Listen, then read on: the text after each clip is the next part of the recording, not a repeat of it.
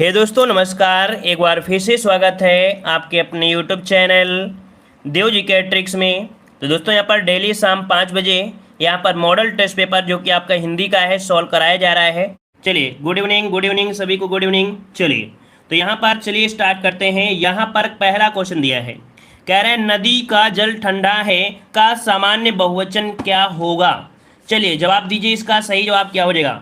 नदी का जल ठंडा है का सामान्य बहुवचन क्या बनेगा। थोड़ा सोच समझ कर जवाब दीजिएगा, सही जवाब इनमें से क्या हो जाएगा। तो चलिए यहाँ पर कह रहा है सभी नदी का जल ठंडा है, तो ये तो आपका होगा नहीं। नदियों का जल ठंडा है ना, ये तो आपका सही लग रहा है। फिर देख लेते हैं, नदियों का जल ठंडा है मतलब आपके यहाँ पर देखो ऑप्शन बी और ऑप्शन डी सेम दिए हैं, मतलब बी और डी जो आपका है इसका राइट आंसर बनेगा। क्या बनेगा? ऑप्शन बनेगा बी और डी इसका जवाब बन जाएगा, क्योंकि सेम टू सेम ऑप्शन आपके लिखे गए हैं। क्लियर हो गया है। तो चलिए आगे बढ़ते हैं। क्वेश्चन दिया गया है निम्न में से शुद्ध रूप का चयन करना है। चलिए जितने लोग जुड़ चुके हैं भाई वीडियो को लाइक करते रहिएगा। जैसे ही आप लोग एंट्री करते हैं तो वीडियो को लाइक जरूर करिए, ठीक है। क्वेश्चन दिया है निम्न में से शुद्ध रूप का चयन करना है। कह रहे भिखारी की दशा से मुझे याद आ गई, यहाँ पर बताइए क्या कोई त्रुटि है। चलिए यहाँ पर जवाब आ रहा है भिखारी की दशा से, है ना। ऑप्शन क्या हो जाएगा यहाँ पर आपका बी हो जाएगा, ठीक है। चलिए आगे बढ़ते हैं। क्वेश्चन दिया गया है कि प्रथम विश्व हिंदी सम्मेलन जो आयोजित हुआ था ये कहाँ हुआ था। कोई समस्या हो तो जरूर बता दीजिएगा। चलिए बताइएगा, प्रथम विश्व हिंदी सम्मेलन जो आयोजित हुआ था कहाँ पर हुआ था। चलिए ऑप्शन आ रहा है यहाँ पर 3 नंबर में, बताइए जल्दी से। 3 में ऑप्शन दे रहे हैं यहाँ पर आपका सी, मतलब आपके हुआ था नागपुर में। और कब हुआ था? तो 1975 में। ऑप्शन जो बनेगा यहाँ पर आपका सी हो जाएगा, ठीक है। चलिए आगे बढ़ते हैं। क्वेश्चन दिया गया है कि दक्षिण भारत हिंदी प्रचार सभा का मुख्यालय स्थित है। चलिए दक्षिण भारतीय हिंदी प्रचार सभा का जो मुख्यालय है कहाँ पर है? हैदराबाद, बंगलौर, चेन्नई या मैसूर। तो चलिए 4 का जवाब देना है। तो आप सभी ने पढ़ा होगा आपके चेन्नई में। कहाँ पर है? तो आपकी चेन्नई में है, याद रखिए। दक्षिण भारत हिंदी प्रचार सभा का कहाँ पर है? चेन्नई। ऑप्शन सी हो जाएगा। नेक्स्ट क्वेश्चन दिया है निर्वासित में प्रत्यय कौन सा दिया गया है। निर्वासित में प्रत्यय कौन सा हो जाएगा।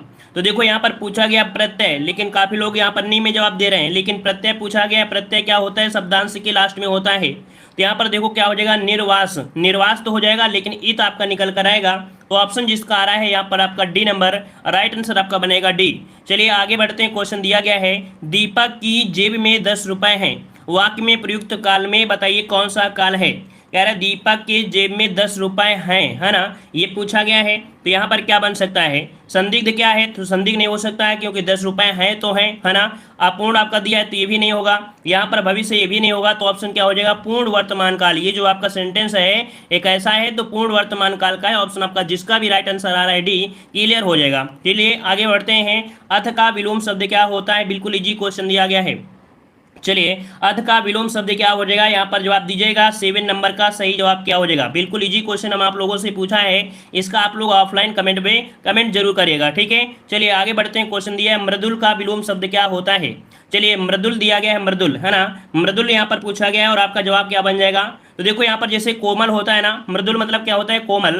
तो इसका जवाब हो जाएगा कठोर हो जाएगा। क्या बन जाएगा? कठोर, जिसका भी जवाब आ रहा है ए नंबर, ठीक है। चलिए फटाफट यहाँ पर जुड़ते रहिए और लाइक शेयर भी करते रहिए। फटाफट जुड़िए और लाइक शेयर भी करते रहिए, शेयर भी करते रहिए। चलिए लक्ष्मण का पर्यायवाची शब्द आपको चुनना है। लक्ष्मण, लक्ष्मण का पूछा गया है। लक्ष्मण की माता का नाम था सुमित्रा। तो आपका जवाब क्या हो जाएगा? सुमित्रा पुत्र हो जाएगा। क्या? सुमित्रा पुत्र आपका बनेगा। ऑप्शन ए आपका राइट हो जाएगा। चलिए आगे बढ़ते हैं। क्वेश्चन आपसे अगला पूछा गया है शेर का एक पर्यायवाची शब्द कौन सा है। शेर का पर्यायवाची पूछा गया है। यहाँ पर चीता दिया है, केसरी दिया है, शावक दिया और आपका नरसिंह दिया गया है। तो थोड़ा सोच समझ कर ही जवाब देना है यहाँ पर 10 नंबर में। तो देखिए 10 नंबर में ऑप्शन आ रहा है बी नंबर, लेकिन कुछ लोगों ने जवाब दिया है डी नंबर, लेकिन इसका राइट आंसर आपका बनेगा बी, केसरी होता है। क्या? केसरी इसका जवाब आपका राइट हो जाएगा। अगला क्वेश्चन दिया है निम्न में से अल्प प्राण वर्ण कौन से हैं। अल्प प्राण क्या होते हैं? किसी भी वर्ग के जो आपके पहला और आपका दूसरा वर्ण होता है, सॉरी ये अल्प प्राण है ना। अल्प प्राण जो होते हैं विषम स्थान होते हैं, मतलब 1, 3, 5 क्या होते हैं? 1, 3, 5 जो वर्ण होते हैं अल्प प्राण में होते हैं। कौन सा बनेगा? तो देखो यहाँ पर एक और आपका देखिए का वाला है ना, तो 1, 3, 5 में कौन सा आएगा? ऑप्शन आपका यहाँ पर बी राइट हो जाएगा। क्लियर है। चलिए अगला क्वेश्चन दिया गया है घा का उच्चारण स्थान कौन सा है। घा का उच्चारण स्थान, तो देखो जो आपका का खा गा घा, ये घा जो होता है ये कहाँ से? तो आपके कंठ से निकलता है। कहाँ से? कंठ से। तो आपका स्थान कौन हो जाएगा? कंठ से आपका आता हुआ प्रतीत होता है। ऑप्शन आपका बी हो जाएगा, ठीक है ना। अगला यहाँ पर दिया गया है कि नैतिक हमारे लिए सामाजिक मानदंड उपस्थित कारण है क्योंकि वह उचित और अनुचित का ज्ञान कराती है। नैतिक नियमों में चरित्र निर्माण की महत्ता पर जोर दिया जाता है। किसमें? नैतिक नियमों में चरित्र निर्माण की महत्ता पर जोर दिया जाता है और उन्हें मानने वाले कर्तव्य की भावना से प्रेरित होकर व्यवहार करते हैं। नैतिकता में न्याय, पवित्र, औचित्य और दृढ़ता समाहित होती है। नैतिकता, देखो यहाँ पर दिया गया है नैतिकता के बारे में, तो चलिए यहाँ पर नैतिकता से क्वेश्चन देख लेते हैं क्या बन सकता है। गद्यांश में प्रयुक्त आचार शब्द से तात्पर्य क्या है?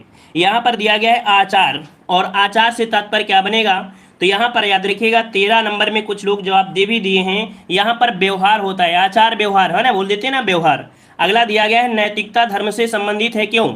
जो नैतिकता है वो धर्म से संबंधित है, और धर्म से संबंधित है मतलब ये हो जाता है जो नैतिक है और धर्म दोनों ही सामाजिक व्याख्यानों से संबंधित हैं, है ना। क्या हो जाएगा? दोनों ही सामाजिक व्याख्यानों से संबंधित है। ऑप्शन आपका यहाँ पर बी हो जाएगा। अगला है नैतिकता क्या है? नैतिकता है क्या? नैतिकता क्या है? तो यहाँ पर देखो आचार शास्त्र है। क्या? आचार शास्त्र है। ऑप्शन क्या हो जाएगा? डी नंबर इसका जवाब राइट बनेगा। और अगला दिया है तेरों को बाजार जाना है में किस प्रकार की अशुद्धि है? यहाँ पर 2-3 क्वेश्चन आपके दिए थे गद्यांश के, लेकिन काफ़ी होशियार लोगों ने गद्यांश को यहाँ पर छोड़ दिया है ना। तो चलिए बहुत ही अच्छी बात है, क्योंकि गद्यांश जब क्या होता है, लगता है कि गद्यांश सही है ना, सब कुछ कर लेंगे, लेकिन जब एग्जाम में कभी गद्यांश से गलती हो जाए तो याद रखिए रात भर माथा क्या होता है, पटकते रहते हैं। तो चलिए यहाँ पर तेरे को बाजार, तो देखो क्या दिया है, तेरे को और मेरे को, ये हिंदी में नहीं होता है, ये सब देहातों में होता है ना। जो बहुत लोग अंग्रेज हो जाते हैं वो, है ना, जो देहात से शहर में जाते हैं वो। तो तेरों को और मेरों को जवाब क्या बनेगा? यहाँ पर देखो बी जो आपका है क्या हो जाएगा, यहाँ पर ऑप्शन आ रहा है कौन सा, यहाँ पर सर्वनाम बनेगा। क्या हो जाएगा? सर्वनाम, ठीक है। चलिए आगे बढ़ते हैं। क्वेश्चन आपसे अगला पूछा गया है विनायक का पर्यायवाची शब्द क्या हो जाएगा? विनायक का पर्यायवाची पूछा गया है, तो काफी लोगों ने जवाब भी दिया है गणेश होता है। क्या? गणेश होता है। मतलब आज लगता है 40/40 आपके जवाब यहाँ पर बन जाएंगे। लगता है कि काफी लोग 40/40 आंसर लाने हैं। चलिए बताइएगा। अगला क्वेश्चन दिया है अमीर खुसरो का वास्तविक नाम क्या था? अमीर खुसरो का वास्तविक नाम यहाँ पर देना है 18 नंबर में। चलिए यहाँ पर देख सकते हैं काफी लोगों ने जवाब दे दिया है अबुल हसन। क्या? अबुल हसन। याद रखिए अमीर खुसरो का वास्तविक नाम था अबुल हसन। ऑप्शन बन जाएगा सी। नेक्स्ट क्वेश्चन दिया गया है घटा शब्द का बहुवचन रूप कौन सा होता है? घटा का बहुवचन यहाँ पर बताना है। घटा का बहुवचन क्या हो जाएगा? चलिए यहाँ पर आपका घटाएं, लेकिन घटाएं कौन सी? यहाँ पर आपका जवाब बनेगा ए नंबर, है ना। ऑप्शन ए नंबर आपका घटाएं आपका जवाब राइट हो जाएगा। अगला क्वेश्चन दिया है कि फिसल पड़े तो हर गंगे का अर्थ बताइए। फिसल पड़े तो हर गंगे, इसका अर्थ आपसे पूछा गया है, क्या अर्थ बनेगा? मतलब होता है मजबूरी में काम पड़ना। क्या? मजबूरी में काम पड़ना। ऑप्शन क्या हो जाएगा? ए नंबर आपका राइट हो जाएगा। अगला क्वेश्चन दिया गया है, कह रहे अलका सरावगी को किस रचना के लिए हिंदी साहित्य अकादमी पुरस्कार मिला था? देखो यहाँ पर दिया है अलका सरावगी, और इनको किस रचना के लिए हिंदी साहित्य अकादमी पुरस्कार मिला? तो इसका राइट आंसर क्या बन जाएगा 21 में? ऑप्शन बनेगा यहाँ पर सी, आपके कलिकथा अर्थात वाया बाईपास के लिए, ठीक है, वाया बाईपास के लिए। ऑप्शन बन जाएगा सी नंबर। नेक्स्ट क्वेश्चन दिया है निम्न में से मैथिली शरणगुप्त की रचना कौन सी नहीं है? यहाँ पर देखो दिया है मैथिली शरणगुप्त की रचना नहीं है। साकेत, प्रियप्रवास, भारत भारती, रंग में भंग। चलिए 22 नंबर में जवाब दीजिएगा। सही जवाब क्या हो जाएगा? चलिए इसका जवाब देना है सही, आप लोग जवाब दोगे तो यहाँ पर जवाब आ रहा है, ऑप्शन यहाँ आ रहा है डी नंबर, लेकिन काफ़ी लोग जवाब दे रहे हैं यहाँ पर बी नंबर। मतलब देखा जाए तो होशियार लोग हैं, है ना, जो बहुत ही ज़्यादा होशियार हैं, वही लोग इस क्वेश्चन को गलत कर रहे हैं। क्यों? क्योंकि वहाँ पर नया चीज़ दिख रहा है रंग में भंग, लेकिन याद रखिए मैथिली शरणगुप्त की रचना रंग में भंग भी है। याद रखिए रंग में भंग भी है, किसकी? मैथिली शरणगुप्त की है। यहाँ पर देखो ऑप्शन बनेगा कौन सा? यहाँ पर बी नंबर, प्रियप्रवास। प्रियप्रवास है किसकी? चलिए बताइएगा प्रियप्रवास किसकी है? तो यहाँ पर अयोध्या सिंह उपाध्याय। क्या बन जाएगा? प्रियप्रवास जो है वो अयोध्या सिंह उपाध्याय का है, तो ऑप्शन क्या हो जाएगा? बी बनेगा, ठीक है ना। तो कभी कभी एग्जाम में थोड़ा सा सोच समझकर भी जवाब दे दिया करो, है ना। आप लोग देखते हैं कि जो क्वेश्चन आपको लगता है कि नहीं ये चीज़ हमने सुना नहीं है, तो उस चीज़ पर आप तुरंत टिक लगा देते हो। जैसे रंग में भंग आपने नहीं पढ़ा था, इसका मतलब ऊपर भी तो दिख रहा है, साफ साफ नजर तो आ रहा था, तो ऐसा भी तो ध्यान दे दिया करो कभी, है ना। चलिए अगर 40 में 40 लाना है तो थोड़ा सोच समझ कर ही जवाब देना पड़ेगा। पूरा दिमाग आपको क्लास में ही रखना पड़ेगा, चाय और दूध में नहीं रखना पड़ेगा कि चाहे दूध उबल रहा होगा या सब्जी पक रही है ना, इस पर ध्यान नहीं लगाना है। चलिए, विमाता बन गई आंधी, भयावह हुआ चंचल ना, फिर भी श्याम घन हुआ, में पूछा अलंकार कौन सा आ जाएगा। यहाँ पर देखो दिया गया है अलंकार, इनमें से कौन होगा। तो देख सकते हैं, थोड़ा सा सोचिएगा समझिएगा तो थोड़ा हो सकता है कि आप इस प्रश्न का जवाब दे सकते हैं। विमाता बन गई आंधी, भयावह हुआ चंचल ना, फिर घनश्याम, में पूछा है कौन सा आपका बनेगा। तो देखो यहाँ पर कह सकते हैं अलंकार तो कोई मतलब आपका होता नहीं है, कोई शब्द आपका यहाँ पर तो आपका है नहीं है ना। तो फिर यहाँ पर देखो कौन सा दिया गया है, ए नंबर कुछ लोग दे रहे हैं श्याम के बहुत अर्थ होते हैं। बिल्कुल सही बात है, श्याम के हमने देखो निशान लगा दिया था, श्याम जो दिया गया है इसके कई अर्थ होते हैं। तो शब्द एक हो और अर्थ अनेक होते हैं उसे कहते हैं श्लेष। तो आपका जवाब हो जाएगा ए नंबर। क्लियर हो गया। चलिए अगला क्वेश्चन दिया है, लकीर का फकीर होना मुहावरे का अर्थ बताना है। लकीर का फकीर होना मुहावरे का अर्थ यहाँ पर क्या हो जाएगा।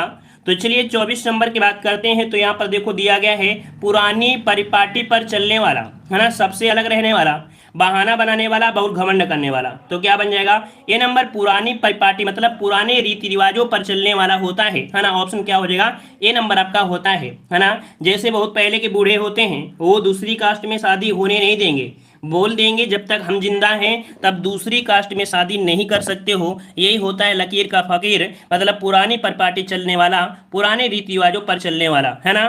तो बहुत लोग सोचते हैं बूढ़ो जल्दी से टपक जाए तो हमारी शादी हो जाए हमारे मनपसंद के, है ना। चलिए आगे आइए, शुद्ध वाक्य पहचानना है। शुद्ध वाक्य पहचानना है यहाँ पर 25 नंबर में। तो देखिए 25 का जवाब क्या बनेगा, कह रहा है वह दंड देने योग्य है, वह दंड के योग्य है। कौन सा बनेगा यहाँ पर बताइएगा, वह दंड देने योग्य है, वह दंड देने के योग्य है, कौन सा बनेगा। दोनों समझिएगा, या तो आपका ये सही बनेगा या तो ये सही का। कौन सा जवाब बनेगा, वह दंड देने योग्य है। कुछ लोग जवाब दे रहे हैं ए नंबर, देखो वह दंड देने योग्य है ना, ऑप्शन अब बन जाएगा ए नंबर। कुछ लोग कह रहे हैं वह दंड पाने, तो यहाँ पर ये नहीं आपका होगा भाई, डी तो आपका होगा ही नहीं, ठीक है ना। चलिए आगे बढ़ते हैं, क्वेश्चन दिया गया है, यहाँ पर दिया है तत्सम का चयन करना है। कह रहा है चांद, चंद्रमा, चंद्र और चंद, इनमें से पूछा गया है कि आपका तत्सम शब्द क्या बनेगा। यहाँ पर बताइए क्या तत्सम बन जाएगा। 26 नंबर में देखिए क्या हो जाएगा। तो कुछ लोग जवाब इसमें भी गलती कर सकते हैं, यहाँ पर कुछ लोग जवाब इसमें भी गलती करेंगे, देखते हैं। यहाँ पर जवाब बनेगा ऑप्शन बी। याद रखिए चंद्रमा जो आपका है ये आपका तत्सम शब्द है आपका है, ठीक है। चंद्रमा जो आपका है ये तत्सम है। और काफी लोग तुक्का मारने वाले हैं, है ना, जो सिर्फ तुक्का मारते हैं, कॉपी पेस्ट करते हैं।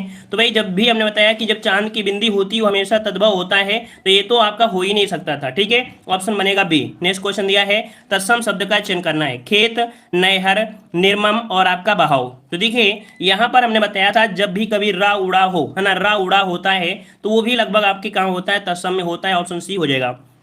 नेक्स्ट क्वेश्चन दिया है तत्सम शब्द का चयन करना है। सुमन, नाखून, कौवा और आपका बहाव। अब इसमें से क्या बन जाएगा, तो यहाँ पर आपका बन जाएगा ए नंबर। यहाँ पर आपका दिया है सुमन, सुमन जो आपका है ये इसका तत्सम बन जाएगा ए नंबर। नेक्स्ट क्वेश्चन दिया है निम्न में से कौन सा वर्ण उच्चारण की दृष्टि से दंत नहीं है। चलिए यहाँ पर बताइए कि दंत नहीं है, कौन सा दंत नहीं है। तो देखो यहाँ पर दिया है ता, फिर ना, यहाँ पर दा और आपका टा। तो देखिए इनमें से सबसे भिन्न कौन सा दिख रहा है 29 में, सबसे भिन्न दिखने वाला है आपका टा। ये टा आपके दंत में नहीं आता है ना। दंत मतलब होता है जब आप जीभ और दांत का स्पर्श होता है दंत में, लेकिन जब टा बोलते हो तो आपकी जीभ होती है फोल्ड होकर आपके तालू पे पहुंच जाती है ना, अर्थात ये होता है आपका मूर्धन्य। क्या होता है, मूर्धन्य। तो ऑप्शन बन जाएगा डी।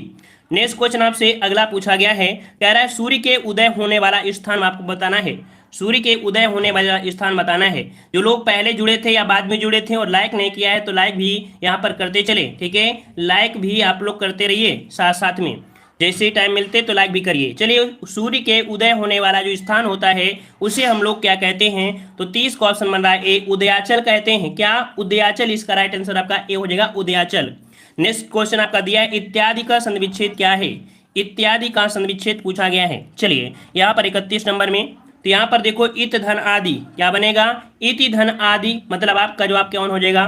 तो कुछ लोग जवाब डी दे रहे हैं लेकिन इसका राइट आंसर बनेगा कौन सा, ये हो जाएगा। अच्छा ये बताइए इसमें संधि कौन सी है, यहाँ पर जो संधि है कौन सी संधि है, जल्दी से बताइए। तो यहाँ पर देखो या में आधा शब्द है, मतलब यण संधि है। क्या है, यण संधि आपका जवाब बन जाएगा, ठीक है। चलिए अगला क्वेश्चन दिया गया है जगदीश का संविच्छेद बताइए। जगदीश, तो देखिए यहाँ पर है जगदीश, इसका मतलब है आपको बन जाएगा जगत धन ईश। जगत धनीश कौन सा? ए नंबर आपका राइट हो जाएगा, ए नंबर। अगला क्वेश्चन दिया गया है प्रतिमान में कौन सा समास है? प्रतिमान में जो समास है कौन सा समास है? तो देखिए यहाँ पर दिया है प्रति, और प्रति क्या है? एक अव्यय है, और अव्यय जो होता है वो क्या होता है? अव्ययी भाव समास होता है। तो आपका जवाब क्या बन जाएगा? 33 का ऑप्शन बी हो जाएगा। प्रतिमान में जो समास है वो आपका अव्ययी भाव समास बन जाएगा। क्लियर है इतना पॉइंट? चलिए अगला क्वेश्चन दिया गया है, कह रहा है भारत की प्रथम देश भाषा कौन सी है? चलिए बताइए भारत की प्रथम देश भाषा कौन सी है? पाली है, संस्कृत है या प्राकृत है? इनमें से कोई नहीं। चलिए 34 का जवाब देना है। देखते हैं इस प्रश्न का जवाब कितने लोग सही कर पाते हैं। चलिए यहाँ पर जवाब आ रहा है 34 नंबर में, कुछ लोग जवाब दे रहे हैं बी नंबर। चलिए और भी जवाब दीजिए, कुछ लोग और भी जवाब दीजिए ताकि पता चले कि नहीं सब लोगों के जवाब यहाँ पर बी होंगे या ए हो सकता है। चलिए यहाँ पर जवाब आ रहा है ऑप्शन बी, ऑप्शन सी, लेकिन काफी लोगों ने जवाब यहाँ पर ए भी दिया है। तो जिन लोगों ने जवाब ए दिया है उनका जवाब बिल्कुल सही हो जाएगा। अब आप ये समझिएगा कि संस्कृत आपने भारत की भाषा नहीं है। जब भारत में आए थे आर्य लोग, और आर्य लोग जब आए थे तभी से आपके संस्कृत बोली जाती थी, इसके पहले संस्कृत आपकी नहीं थी। और इसके बाद धीरे धीरे आपके किसका? पाली का निर्माण हुआ। मतलब पाली जो आपकी प्रथम देश भाषा कहेंगे, ये संस्कृत भाषा आपकी विदेशी भाषा है, क्योंकि आर्य लोग आए थे तो ये विदेशी भाषा है। ठीक है, चलिए आगे बढ़ते हैं। क्वेश्चन आपसे अगला है कि हिंदी का मानक रूप किस भाषा से विकसित हुआ है? हिंदी का मानक रूप किस भाषा से विकसित हुआ है? चलिए 35 नंबर में कौन हो जाएगा? तो आपकी खड़ी बोली से। क्या? खड़ी बोली इसका राइट आंसर बनेगा यहाँ पर आपका सी नंबर। नेक्स्ट क्वेश्चन दिया है उत्तर प्रदेश में अनेक बोलियां बोली जाती हैं, वाक्य में बोलियां शब्द जो आपका है कैसा है? मतलब जो बोलियां है कैसा है? एक शब्द मतलब भाषा है या पुल्लिंग है, स्त्रीलिंग है या बोली है? चलिए 36 नंबर में क्या बनेंगे? तो देखिए आपको इसी के अनुसार लगाना है कि ये क्या है, बोली कैसी है? स्त्रीलिंग है। कैसी है? स्त्रीलिंग है। ऑप्शन आपका सी हो जाएगा। अब बोलो कि नहीं बोली है, तो बोली तो ऑलरेडी है ना? तो ऑप्शन क्या हो जाएगा? सी नंबर। नेक्स्ट क्वेश्चन दिया है मौसम आज कुछ सुहावना सा है, वाक्य में सुहावना शब्द किसका परिचायक है? ये बताइए सुहावना शब्द आपका है क्या? ये विशेष है या विशेषण है या क्रिया विशेषण है या संज्ञा है? क्या जवाब देंगे 37 नंबर में? तो काफी अच्छे क्वेश्चन आज देखने को मिल रहे हैं, है ना? लगभग देखा जाए 40 में अगर आपके 10 भी क्वेश्चन ऐसे मिले या 5 ऐसे क्वेश्चन मिले जो आपको पहली बार ऐसा लग रहा हो नहीं क्या जवाब दें, तो समझो टेस्ट पेपर आपका अच्छा है ना? चलिए तो यहाँ पर 37 नंबर में क्या बन जाएगा? ये विशेषण है, क्योंकि सुहावना क्या है? ये गुण है, और जो गुण होता है गुणवाचक क्या होता है? विशेषण होता है। तो ऑप्शन क्या बन जाएगा? बी नंबर आपका हो जाएगा। अगला क्वेश्चन दिया है कवि शब्द किस शब्द का एक वचन है? चलिए कवि शब्द किस शब्द का एक वचन है? मतलब कवि का जो बहुवचन होता है क्या होता है? कवि वृंद होता है, कवि लोग होता है, कवि समूह होता है या कवि दल होगा? इसमें से शुद्ध क्या बन जाएगा? तो यहाँ पर बन जाएगा एक कवि वृंद होता है। क्या? कवि वृंद इसका राइट आंसर आपका बन जाएगा ए नंबर। मतलब आपसे पूछे कि कवि का बहुवचन क्या होता है, तो याद रखिएगा कवि वृंद बताइएगा। ठीक है, चलिए अगला क्वेश्चन दिया है कि विप्र का समानार्थी पूछा गया है। विप्र का समानार्थी पूछा गया है, विप्र का समानार्थी क्या बनेगा?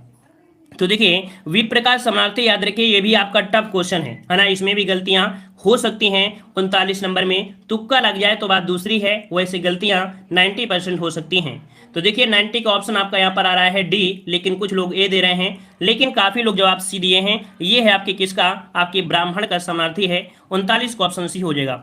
नेक्स्ट क्वेश्चन दिया है व्यास सम्मान से सम्मानित उपन्यास ना भूतो ना भविष्यत किस लेखक की रचना है? तो चलिए अच्छा क्वेश्चन मिल गया है। ना भूतो ना भविष्यत के जो लेखक की रचना है वो किसकी रचना है? 40 नंबर।